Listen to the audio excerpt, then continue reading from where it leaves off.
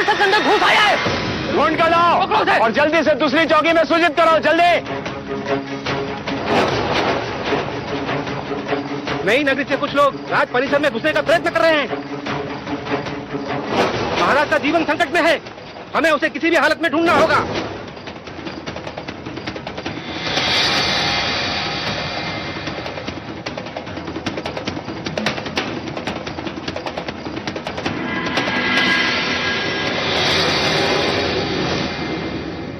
महाराज, नगरकोट की भित्ति फांदकर कोई शत्रु घुस आया है। वो शत्रु नहीं, आप ही की प्रजा है महाराज।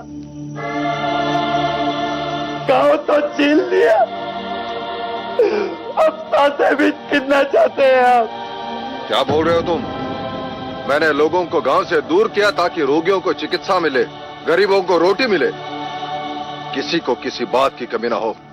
जितना छीना है उससे अधिक देने का प्रयत्न किया मैंने। और सच्चाई तो ये है महाराज, वहाँ अन्न का एक दाना तक नहीं है, भूखा लोग मर रहे हैं वहाँ।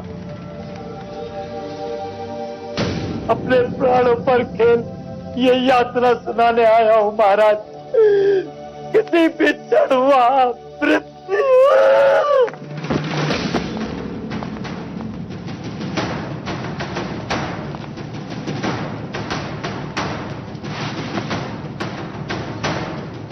क्या हुआ इसे?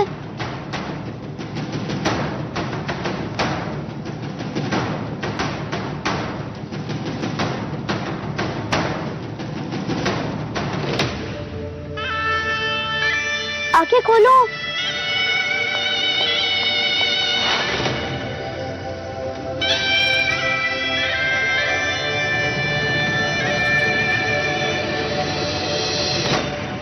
ये उठ क्यों नहीं रहा है? ये गिर क्यों गया? उठो।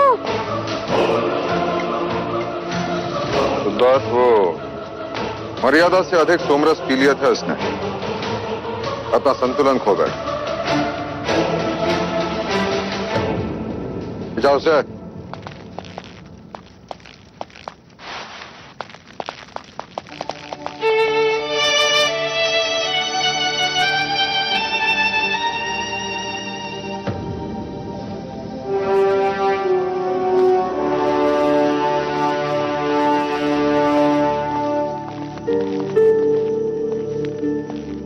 माँ, ये सोमरस क्या होता है?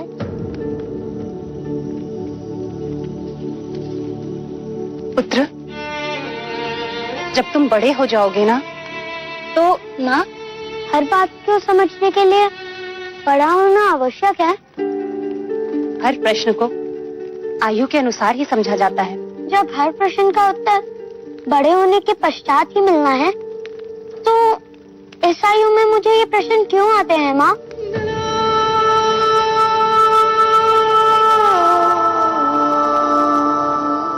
महामंत्री, इस माही की बात पर तुम्हें कितना विश्वास है? महाराज, माही का वचन और उसकी तलवार कपिल वस्तु के लिए हमेशा से निष्ठावान रहे। यदि आज वो रोगी नहीं होता तो हमारी सेना का नेतृत्व कर रहा होता। द्रोणोदन। जी जी भाई महाराज। नई नगरी में अनाज पहुंचाने का दायित्व किसका? वैश्य गौरी गजानन का महाराज। ये वही वैश्य है जो उस दिन न्याय सभा में असत्य बोलते पकड़ा गया था? जी महाराज। कल उसे न्याय सभा में प्रस्तुत किया जाए। जो आज्ञा महाराज।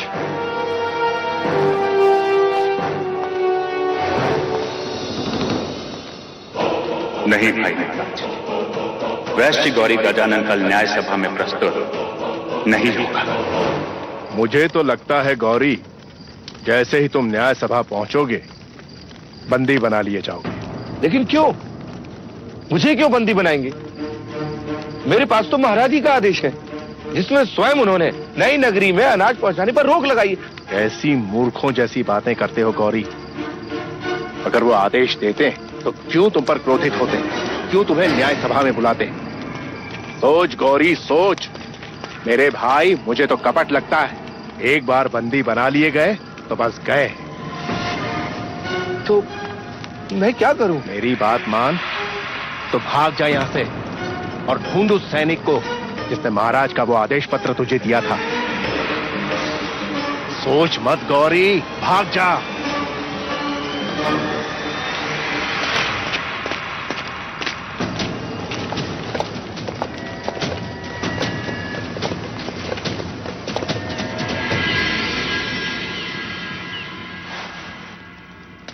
क्या वैश्य गौरी गजानन उपस्थित हैं?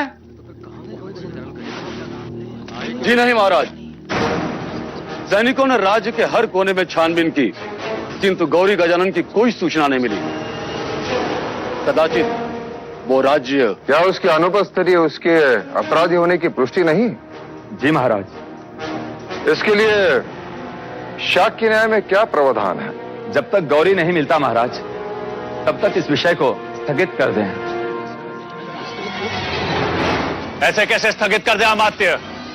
ये राजद्रोह का प्रश्न है, महाराज की आज्ञा का उल्लंघन है। न्याय तो होना ही चाहिए।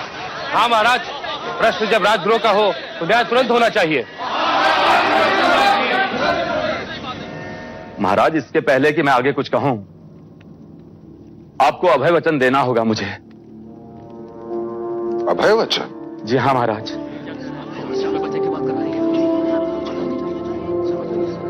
मैं तुम्हें अभय वचन देता हूं अमात्य।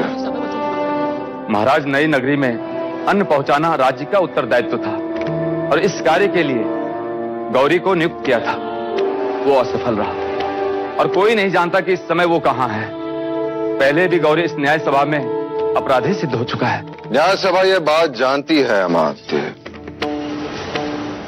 तो महाराज, अब उसके अपराध का उत्तरदायित्व उसी का बनता है जिसने गौरी का उत्तरदायित्व लिया। क्षमा करें महाराज, पर न्याय शास्त्र यही कहता है।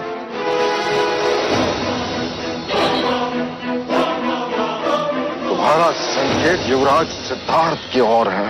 भाई महाराज, आप क्रोधित ना हो और इसे क्षमा कर दीजिए। भाई महाराज, कदाचित अमात्य ठीक कह रहे हैं। हमें इस न्याय को स्थगित कर देना चाहिए।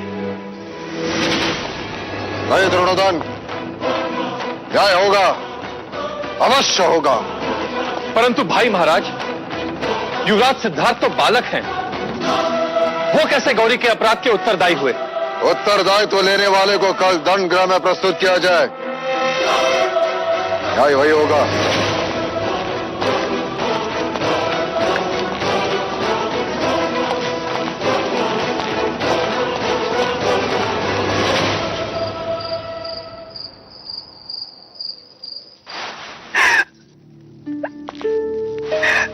ये तुम क्या कर रही?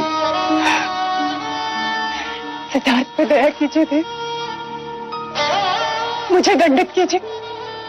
मैं कोड़े खाने को तैयार हूं, किंतु सिद्धार्थ को दंड गृह मत ले जाइए। जब न्याय सभा ले जाने से नहीं रोका, दंड गृह ले जाने से क्यों? पर क्या ये उचित है भैया कि इतनी कम उम्र में वो दंड गृह देखे? आप तो चाहते थे कि सिद्धार्थ पर दुख की छाया भी ना पड़े। जब नई नगरी के निर्माण के लिए आप प्रजा के प्रति निष्ठुर हुए, तो मैं आपके पुत्र स्नेह को समझ सकती थी, किंतु आज आप अपने उसी पुत्र के प्रति निष्ठुर हो गए। तो अब यह स्नेह किसके प्रति? न्याय के प्रति। जीवन अंत तक सिद्धार्थ अब कभी न्याय नहीं करेगा। हाँ, और किसी का उत्तरदायित्व तो कभी ना लेगा। मैं चाहता हूं कि वो क्षत्रिय बने, सम्राट बने, अपने कुल का नाम उज्जवल करे।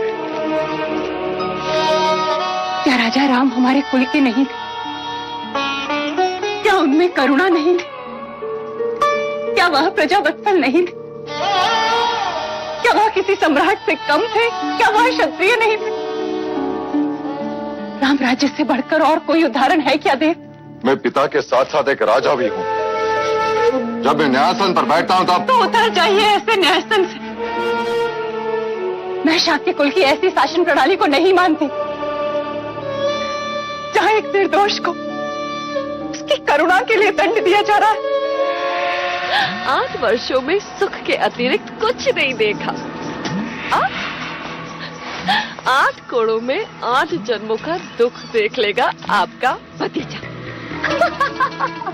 उसने न्याय सभा के समक्ष गौरी का उत्तरदायित्व लिया था।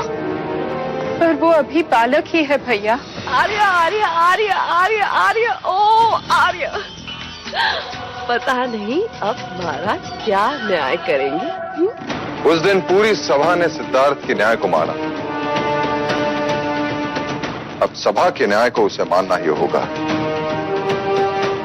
ऐसा न्याय जो शाक्यों के इतिहास में कभी किसी राजा ने नहीं किया।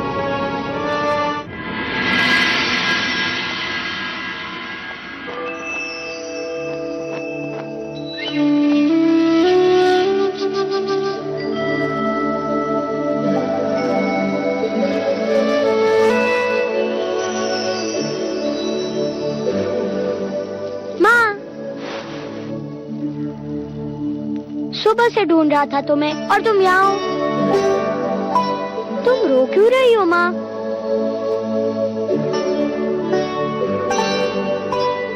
पिछली बार जब मैं गुरुकुल जा रहा था तब भी तुम रो रही थी।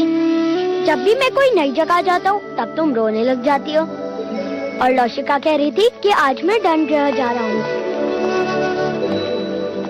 महादेवी, हम युवराज को लेने आए। हाँ हाँ चलो। माँ मैं दंड गृह देख कर आता हूँ।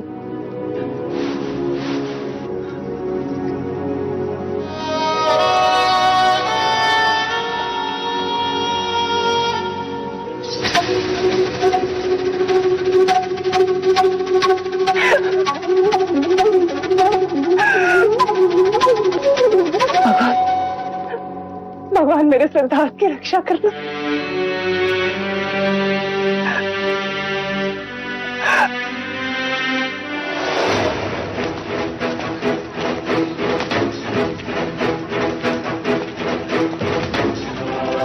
इतनी छोटी आयु और इतना बड़ा दंड।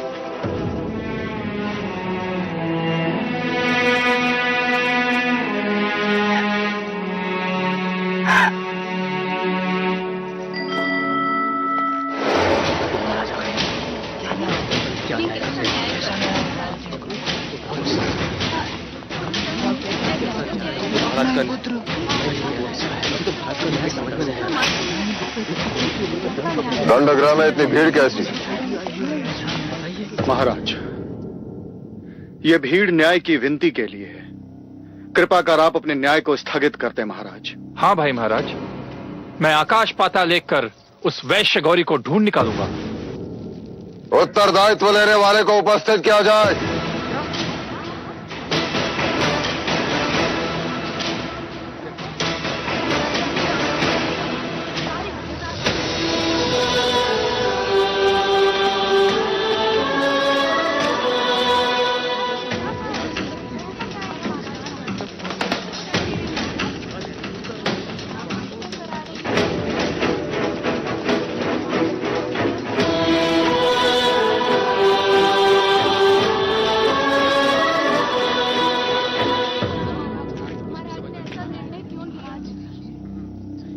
मैं लज्जित हूं कि नई नगरी के लोगों के साथ अन्याय हुआ। अन्न पहुंचाना राजा का कर्तव्य है और यह दायित्व मैंने गौरी को दिया था। उसने दोबारा अपराध किया तो उसका उत्तरदायित्व लेने वाला उसके दंड का अधिकारी है।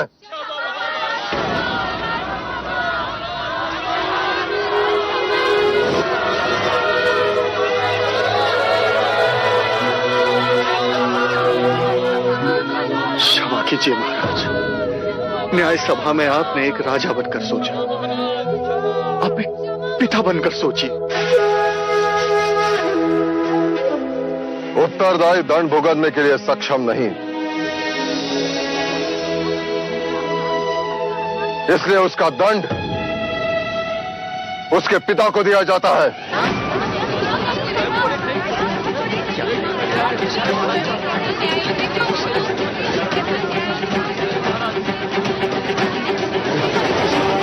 भाई महाराज, आप ये क्या कह रहे हैं?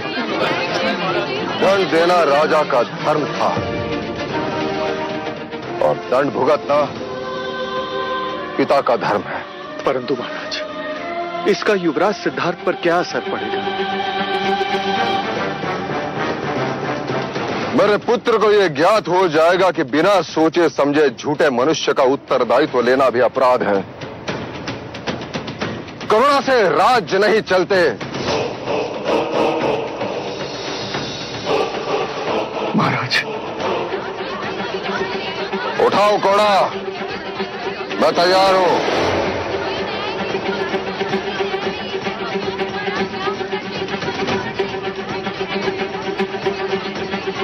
घोड़ा उठाओ, अन्यथा तुम्हें भी दंडित किया जाएगा।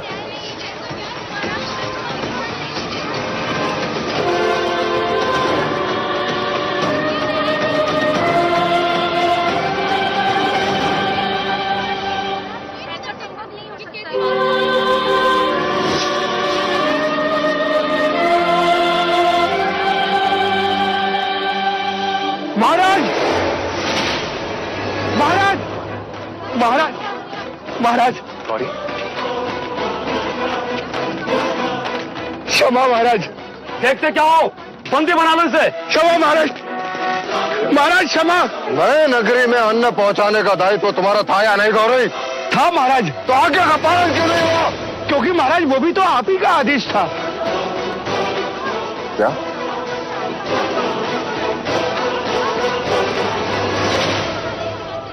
मेरा आदेश? हाँ महाराज, ये देखिए, ये रहा आदेश पत्र। वैश्य गौरी गजानन, इस पत्र के साथ तुम्हें आदेश दिया जाता है कि आज तक राज के आदेशानुसार जो अन्न तुम नई नगरी को भेज रहे थे उसे स्थगित कर दिया जाए।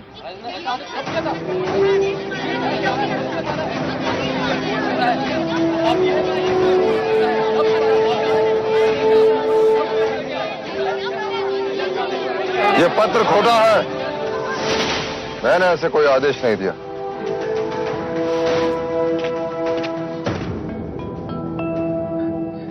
जी महाराज, ये आदेश पत्र खोटा है। परंतु इसका प्रमाण क्या है? इस पर तो राज की मोहर लगी हुई है। मुहर लगाने वाले से एक भूल हो गई है। लोहे की नकली मुहर लगाने के फलस्वरूप इसके सतह पे उभरी हुई हाथी के चित्र खुरदुरी है, जो कि असली सोने के मुहर से नहीं होती। ये पत्र तुम तक किसने पहुंचाया? राज्य के एक सैनिक ने महाराज। कहाँ है वो सैनिक? महाराज, मैं उसी को ढूंढ रहा था। स्वयं को निर्दोष प्रमाणित करने का बस वही एकमात्र प्रमाण था महाराज, पर वो अभी तक मिला ही नहीं। तुम न्याय व्यवस्था को भ्रमित कर रहे हो गौरी। क्षमा महाराज, क्षमा। मैं दंड भुगतने को तैयार हूँ महाराज। शाक्य न्याय प्रणाली के अनुसार तुम्हारे पास केवल दो ही पर्याय है, एक तो कोड़े, अन्यथा नगर निकाला। महाराज, मैं नगर छोड़ दूंगा, पर जाने से पहले मैं एक बार युवराज सिद्धार्थ से मिलना चाहता हूँ।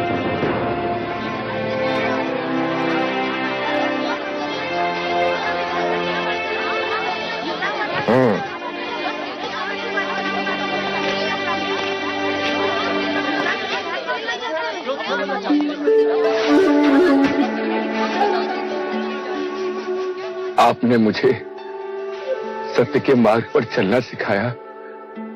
आपका विश्वास बना रहे, इसलिए मैंने किसी भी तरह का लालच न करके कोई भी छल कपट नहीं किया। सत्य स्वयं प्रकाशित होता है। आज नहीं तो कल अपराधी अवश्य दंड पाएगा।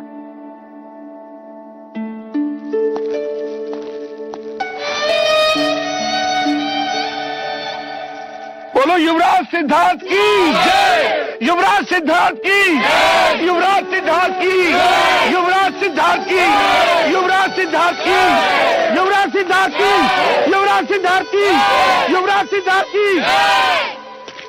महाराज, कलकुली नरेश महाराज मादन पानी महादेवी अमिता को स्वयं लेने के लिए कपिल वस्तु में पधार रहे हैं। कोलिया नरेश महाराज दंड पानी पधार रहे हैं। प्रजापति, लगता है वो आ गए। तुम देखना उनके स्वागत में कोई त्रुटि न रहे। अमिता दीदी, आप निश्चिंत रहें। यदि वो आपके स्वामी हैं तो मेरे भी भाई हैं। प्रजापति, तुम देखना कि इस शुभ अवसर पर भैया और उनके बीच कोई राजकीय बातें ना उभरे। आप चिंता न करें, मैं ऐसा होने नहीं दूंगी।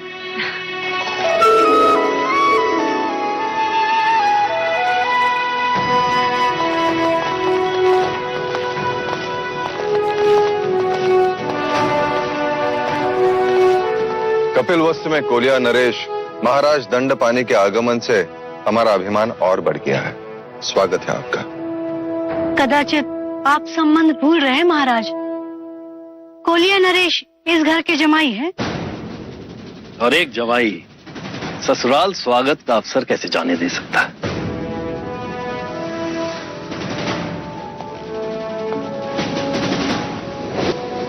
महाराज दंडपानी जमाई होने का लाभ उठा रहे हैं।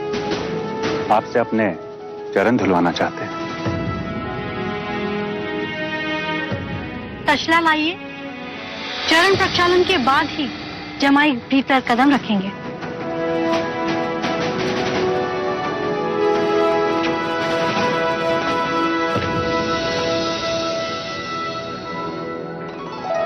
चरण तसले में रखिए भैया। ये तुम क्या कर रही हो प्रजा? मैं कपिलवस्तु के महाराज की अर्धांगिनी हूँ, अर्थात ये धर्म मेरा भी उतना ही हुआ। और आप मेरे बड़े भैया, तो ये दोहरा अवसर मैं कैसे छोड़ दूं? चरण तसले में रखिए। नहीं प्रजापति, तुम भली भांति जानती हो कि कोलिये पुत्रियों और भगिनियों से चरण स्पर्श नहीं कराते। रहने दो।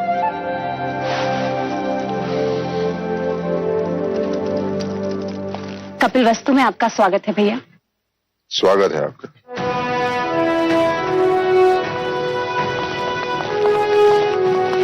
जैसे समाज को सही मार्गदर्शन देना ब्राह्मण का कर्तव्य है, वैसे ही समाज की रक्षा करना क्षत्रिय का कर्तव्य है। और क्षत्रिय बिना शस्त्र के अधूरा है। शस्त्र हमें सुरक्षा प्रदान करते हैं और इन शस्त्रों का ज्ञान देने आए हैं राजा मितुदन।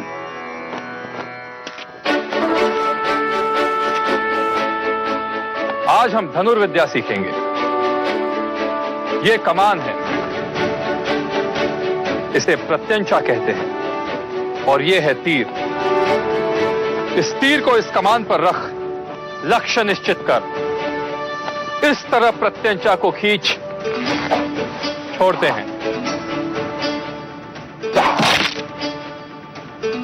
ये तो सरल है, इससे तो उड़ते पक्षी भी गिर सकते हैं।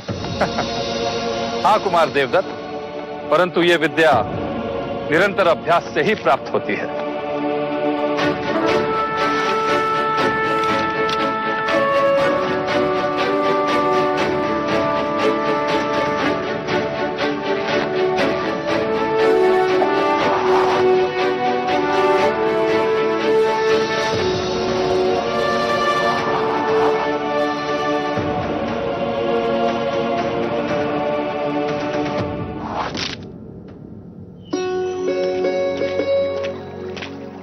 देवदत्त की तरह शस्त्रों का अभ्यास क्यों नहीं करते?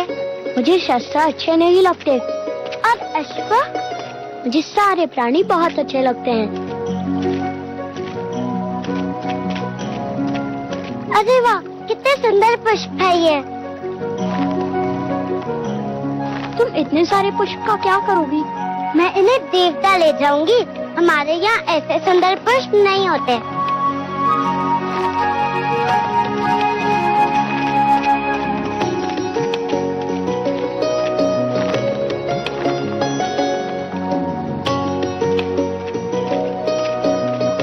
ये लीजिए।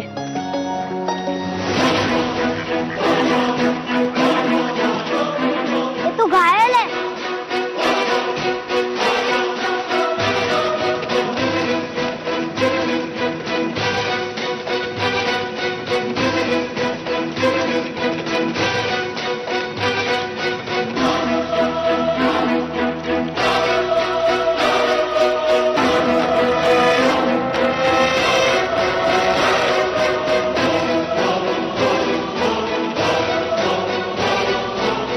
देखा सिद्धार्थ, मैंने उड़ते पक्षी को मार गिराया। ले लो, मैं राजा अमितोदन को दिखाऊंगा।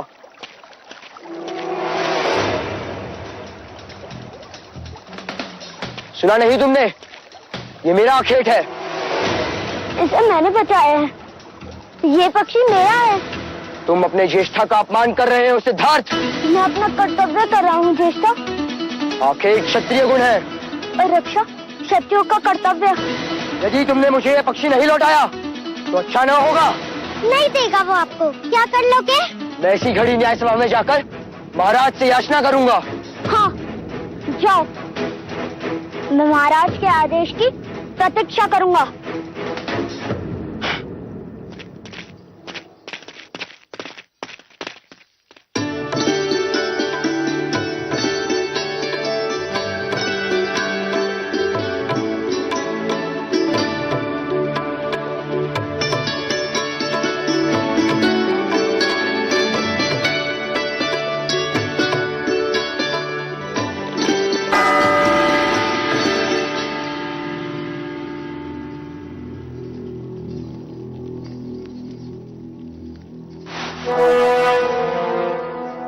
द्रोणोदन, ये न्याय घंट किसने बजाया? मैंने महाराज। महाराज मुझे न्याय चाहिए। देवदत्त, क्या बात है देवदत्त, तुम इतने क्रोधित क्यों हो? आप ही बताइए महाराज। मैंने तीर चलाया, एक पक्षी का आखेट किया, तो उस पर किसका अधिकार हुआ? ये तो उजाले में परछाई जैसी सरल बात हुई। जिसका तीर अखेट उसी का। महाराज, आखेट मैंने किया, पर युवराज सिद्धार्थ ने वो पक्षी मुझसे छीन लिया। मुझे अपना अधिकार चाहिए।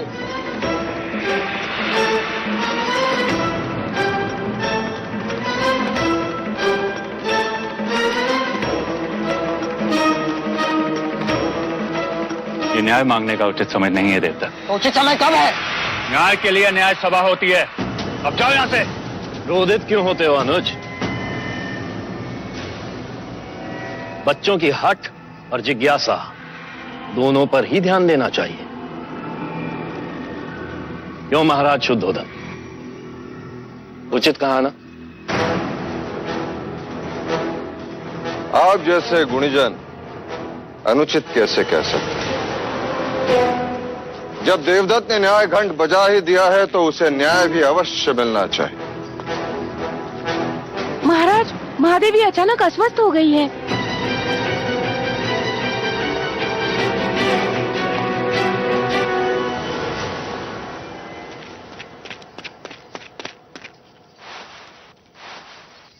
क्या हुआ माँ?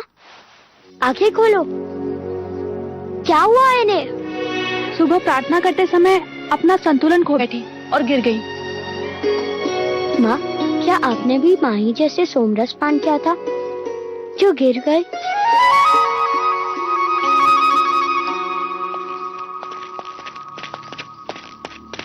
क्या हुआ प्रजा?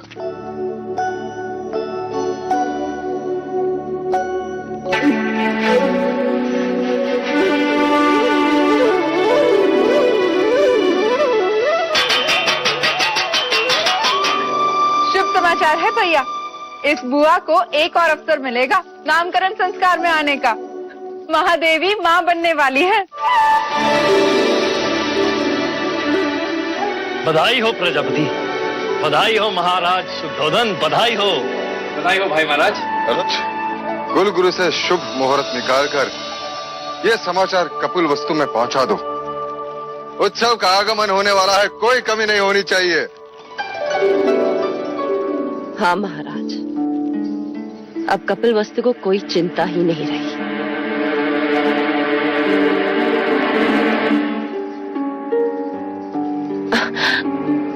अब यदि असित मुनि की वाणी सत्य भी होती है तो भी राज्य को भयभीत होने की कोई बात ही नहीं। नया उत्तराधिकारी जो आने वाला है। क्यों महादेवी, है ना?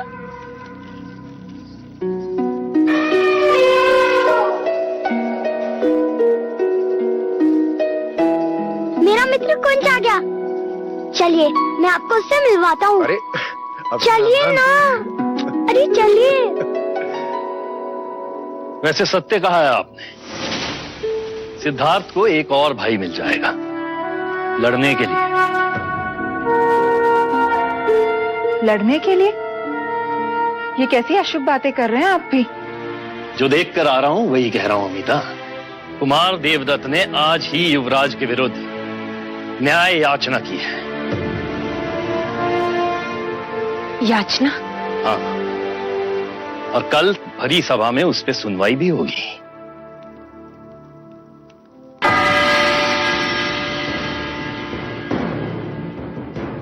कहो कुमार देवदत्त, आप दरबार से क्या न्याय चाहते हैं? महाराज, मैंने पक्षी का आखेट किया, वो पक्षी मेरा हुआ। महाराज, ये पक्षी मुझे घायल अवस्था में मिला, मैंने इसकी रक्षा की, अब ये मेरे पास रहेगा। तो अब यह न्याय करना है कि यह पक्षी किसे दिया जाए, जिसने उसे घायल किया उसे या जिसने उसकी रक्षा की उसे। आखेट करना तो क्षत्रियों का गुण धर्म है युवराज। निर्बल की रक्षा करना क्षत्रियों का कर्तव्य है महाराज। पक्षी देवदत्त के तीर से घायल हुआ ये तो मानते हो ना तुम? पर अब ये मेरी शरण में है, ये बात आप मानते हैं या नहीं? मुझे तुम्हारी क्षत्रियता पर संदेह है। और मुझे तुम्हारी मनुष्यता पर। घायल करने से पीड़ा होती है, चित्कार उठता है, पर रक्षा करने से स्नेह बढ़ता है। जगत में स्नेह बढ़ना चाहिए या पीड़ा? जिस तरह हर बादल से पानी नहीं बरसता, जिस तरह हर वर्ष खेत में एक सा अनाज नहीं उगता, जिस तरह मनुष्य की पांचों उंगलियां एक सी नहीं होती, उसी तरह आखेट भी हर क्षत्रिय का गुण धर्म नहीं हो सकता। सच्चा क्षत्रिय रक्षक होता है, ऐसा आचार्य कहते हैं। धर्म रक्षा क्षत्रिय धर्म, जीव रक्षा परमो धर्म। अब आप ही न्याय कीजिए। दाद भी मेरे और होड़ भी मेरे। कुलगुरु वाचस्पति, कृपा करके आप ही न्याय करें।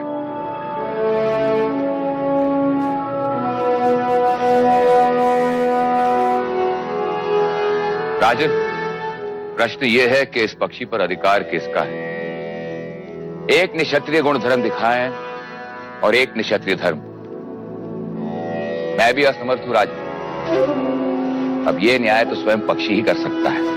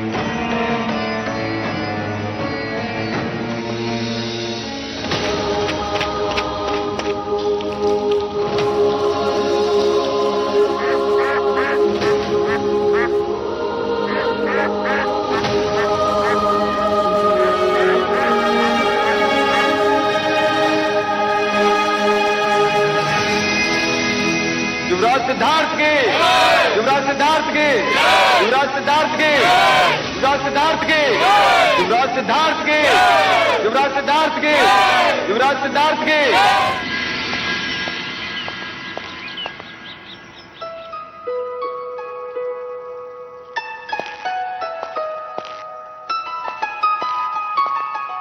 ये सब क्या है प्रजापति? मायके से जा रही हो अमिता दीदी, इतना प्रेम तो साथ जाएगा ही जाएगा। मैं तो कहती हूँ इस बार तुम भी हमारे साथ देवदार चली चलो। वर्षा से तुम नहीं आई हो वहाँ। बस एक बार युवराज बड़े हो जाए, फिर निश्चिंत होकर आ जा सकूंगी। इतने सारे केले देवदार तक जाएगा ये? इसे भूख लगे और रास्ते में कुछ ना मिले तो? मित्र होने के नाते मेरा भी तो कर्तव्य है कि मैं इसका ध्यान रखूं। मैं भी तो तुम्हारी मित्र हूँ, तुम मेरे लिए कुछ नहीं लाए। वाह, इतने सारे पुष्प, ये तुम लाए? नहीं, मैं लाया हूँ। देवदत्त तुम? हाँ, तुम्हें ये पुष्प बहुत पसंद है ना? हाँ, बहुत। वैसे अब पता नहीं फिर कब मिलना हो। बहुत जल्द। ये बुआ नामकरण के समय तो आएगी ही। और कह देती हूँ, आने वाले युवराज का नाम ये बुआ अपने पसंद से ही रखेगी। यशोधरा, सिद्धार्थ कहाँ है? पता नहीं, मैं भी उससे ही ढूंढ रही हूँ। सिद्धार्थ, सिद्धार्थ! ये देखो, कुंज ने देख लिया सिद्धार्थ को। कहाँ थे तुम? तुम्हारे लिए भेंट लाने गया था। कहाँ है? दो।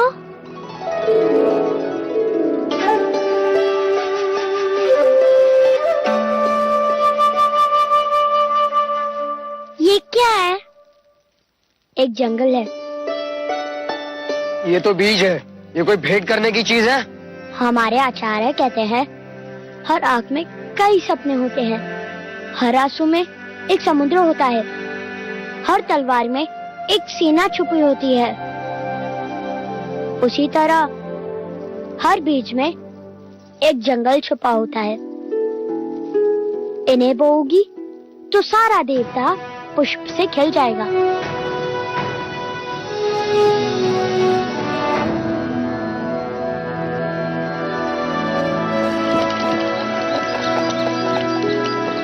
तुम्हारी याद आएगी। याद आने से स्नेह बढ़ता है। जगत में स्नेह बढ़ना चाहिए, ऐसा आचार्य कहते हैं।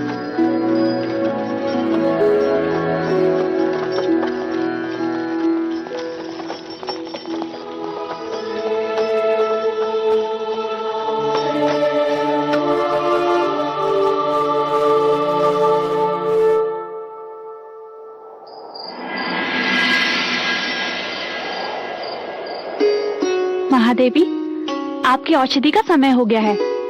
लौशिका, औषधि बाद में, पहले तू तेल लगा। ठीक है।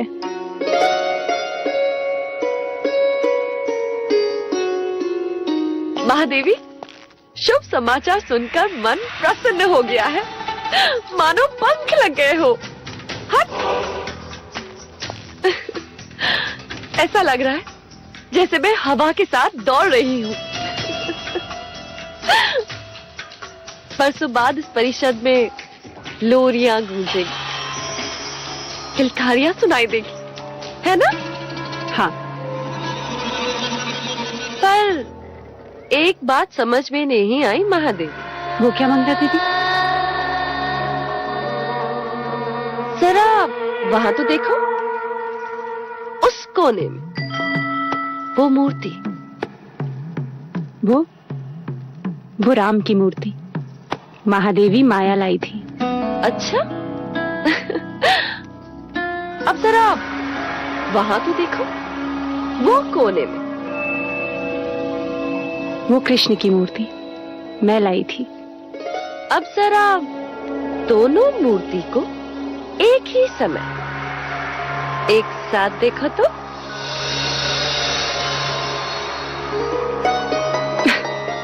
ये क्या ठिठोली है मंगला दीदी? ठिठोली नहीं है महादेवी, सत्य है। अब ये सोचो, एक कोने में सिद्धार्थ खड़े और दूसरे कोने में आपकी होने वाली संतान। तो दोनों का ध्यान एक साथ कैसे रख पाओगी महादेवी? वो दोनों मेरी दो आंखें होंगी मंगला दीदी। दो आंखें एक ही मनुष्य की होती है, फिर भी इनमें कितनी भिन्नता।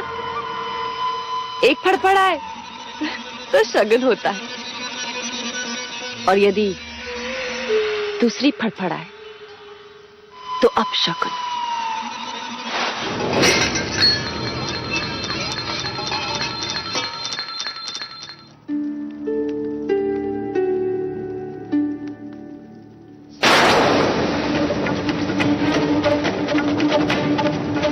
सिद्धार्थ को देखोगी तो अपनी संतान के साथ अन्याय करोगे, और केवल अपनी संतान को देखोगे, महाराज को दुख पहुंचाओ। प्रजा, मुझे वचन दे कि तू मेरे सिद्धार्थ को उसकी सगी मां बनकर पालेगी। सिद्धार्थ को एक और भाई मिल जाएगा लड़ने के लिए। ये संतान हर शर्त आपके आगे प्रश्न बनकर खड़ी रहेगी महादेव।